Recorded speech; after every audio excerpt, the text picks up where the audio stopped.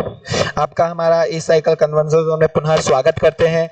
आज हमने जो प्रोजेक्ट बनाया, जो हमने रिसर्च की, उस सबके विषय आपको हम बताने जा रहे हैं। कोर्स तो ई साइकिल का हमारा पूरा हो चुका है, परंतु आपको बताना जरूरी कि हमने कैसा काम किया। तो चलिए शुरू करते हैं बिना देरी किए। चलिए, तो हमारे इस साइकिल के प्रोजेक्ट है, उसके विषय में आपको जानकारी बता रहे हैं। तो देखिए, हमने तो पहले सर्वे किया कि 4 व्हीलर जो है 2021 तक उन सब का क्या प्राइस है, उन सब की चार्ज कितना लेती हैं, केडब्ल्यू कैपेसिटी कितनी है, रेंज कितनी है। ठीक है, ये सब इनका हमने एक अपने 4 व्हीलर का हमने सर्वे एनालिसिस किया। उसके बाद ये हमने 3 व्हीलर का एनालिसिस किया।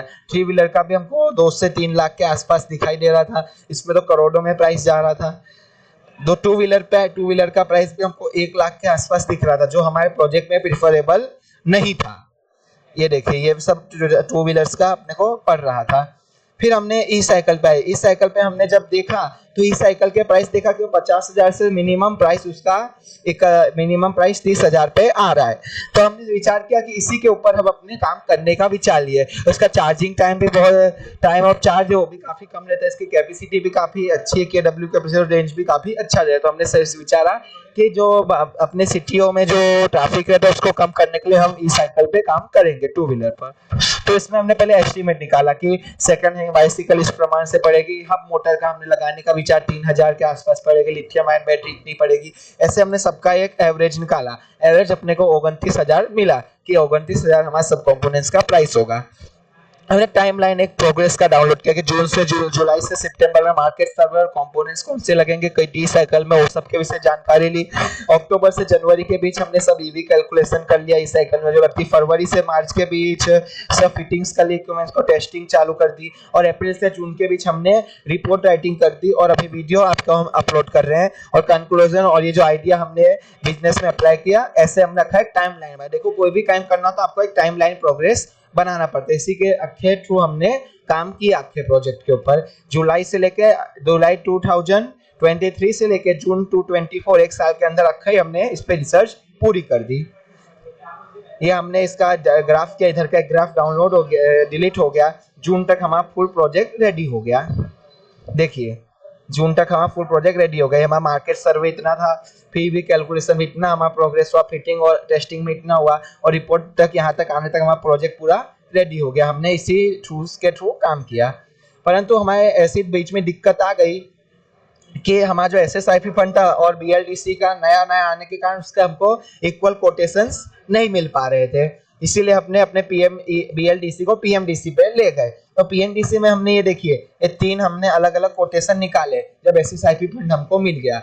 28,900 के आसपास का एसएसआईपी फंड मिला था, और उसमें पॉलिसीज के कारण हमने बीएलडीसी से पीएमडीसी पे कन्वर्ट हो, तो ये हमने 3 निकाले, 1 2 3। तो हमको ये प्रिफरेबल लगी और लो कॉस्ट में था, तो हमने इसको ऑर्डर कर लिया। ऐसे ही हमने 3 बैटरी के लिए भी निकाला, एक ये और ये।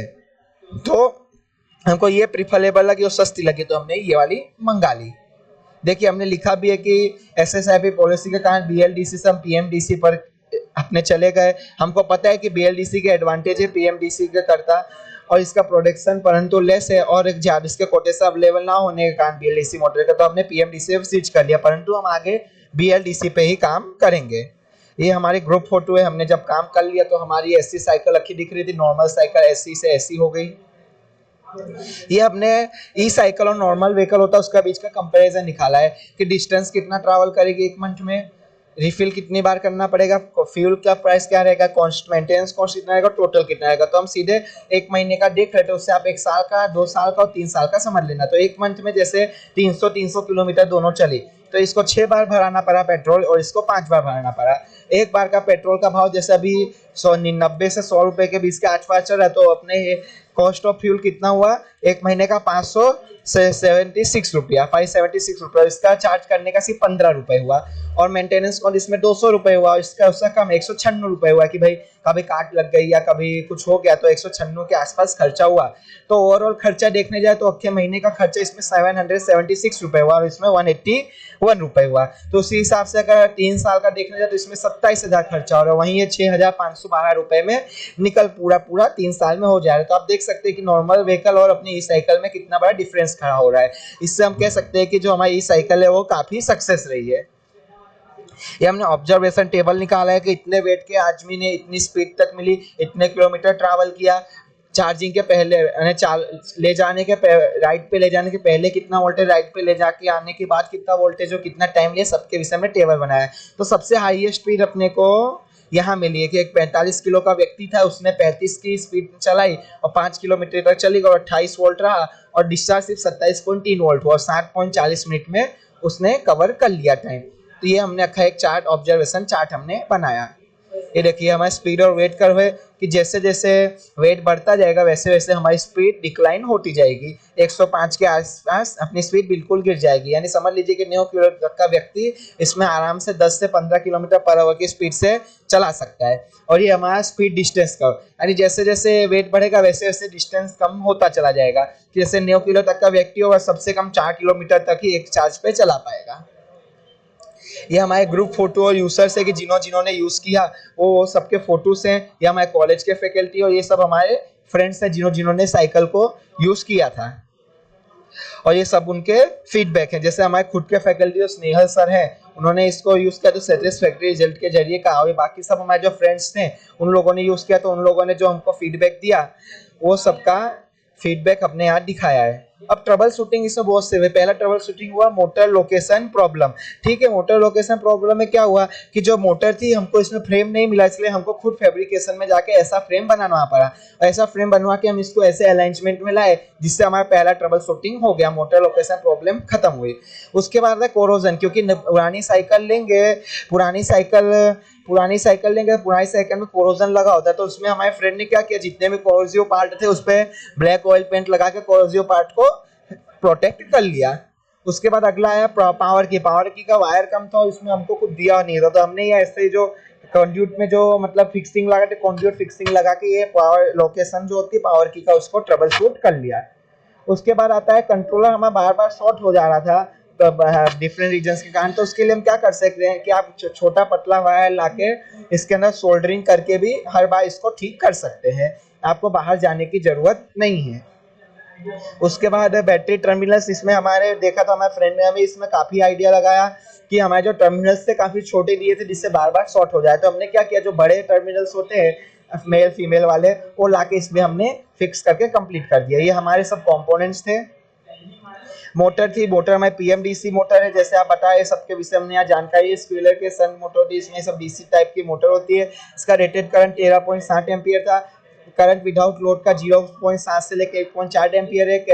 रेटेड टॉर्क इसका 0.87 न्यूटन पर मीटर है। रेटेड आउटपुट वोल्टेज 250 वोल्ट है। रेटेड वोल्टेज 240 वोल्ट है। ठीक है, अब करंट कंट्रोलर पावर की हमने कंट्रोलर पावर की था, इसके अंदर इतने टर्मिनल दिए थे, 8 से 9 टर्मिनल दिए थे। इसका भी 24 वोल्ट था, 24 वोल्ट था और इसकी पावर की का भी उतना ही रेटिंग आसपास था। जब ऑन करेंगे तो अक्खा ऑन हो जाएगा, जब ऑफ करेंगे पावर की तो ऑफ हो जाएगा।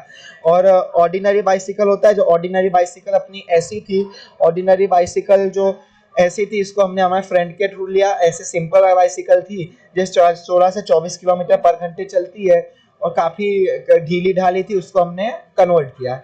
ये हमारा फ्री व्हील है जिससे मतलब जो हमको स्पीड देगा, जो अपने को मोटर से साइकिल थ्रू कनेक्शन करने में काम आएगा, जो मैकेनिकल टू ऑटोमोटिव इंजीनियर में काम आता है। और ये इसके शाफ्ट के जरिए इसकी स्पीड कंट्रोल होती है।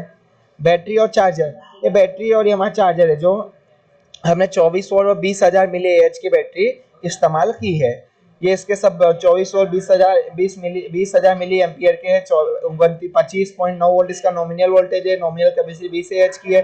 बैटरी एनर्जी 5.18 वॉट की है। रेजिस्टेंस 30 मिली ओम तक का है। एफिशिएंसी 99% है। सेल्फ डिस्चार्जिंग 5% पर मंथ है। रिकमेंडेड चार्ज 1 से 5 एम्पियर है। मैक्सिमम चार्जिंग करंट 5 एम्पियर है और रिकमेंडेड चार्ज 28.4 वोल्ट से 29 वोल्ट है। रिकमेंडेड डिस्चार्ज वोल्ट 1 एम्पियर से 20 एम्पियर है और रिकमेंडेड डिस्चार्ज करंट 20 एम्पियर है। पीक डिस्चार्ज करंट 40 एम्पियर से 2 सेकंड के लिए है। डिस्चार्ज वोल्टेज 20.5 वोल्ट है। ये अपने बैटरी का सब स्पेसिफिकेशन है। अब थ्रोटल ब्रेक से जो जिसके जरिए हम स्पीड कंट्रोल करेंगे इसको हम ब्रेक असिस्ट सिस्टम भी कह सकते हैं। इसके साथ वाला जो आता है ये इसकी हेडलाइट है जो अपने कभी अंधेरे में चलाना हो तो इस्तेमाल करने में काम आएगी। उसके बाद ये फास्ट चार्जर मंगाया क्योंकि वो स्लो चार्जर था, तो इसका भी ये 24 और 5 एम्पियर का है और इसकी 5 एच की कैपेसिटी है और इसकी 1C रेटिंग है, 1 घंटे में फुल चार्ज हो जाता है।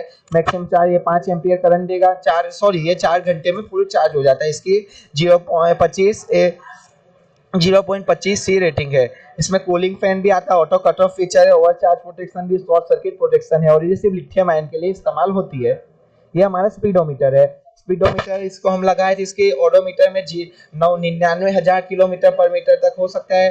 ट्रिप डिस्टेंस इसमें दिखता है, मैक्सिमम स्पीड दिखती है, एवरेज स्पीड दिखती है, elapsed टाइम दिखता है, क्लॉक दिखता है, कंपोनेंट सेटिंग दिखती है, स्पीड स्केल दिखता है, और से अपने टायर की सर्कमफ्रेंस भी इसमें सेटिंग कर सकते हैं। इसी के साथ जो भी कुछ था ये हमारा, कोई भी इससे आपको हमारे प्रोजेक्ट से जुड़े प्रश्न हो तो आप हमको कमेंट सेक्शन में पूछ सकते हैं, हम आपको हमेशा इसका उत्तर देंगे। धन्यवाद।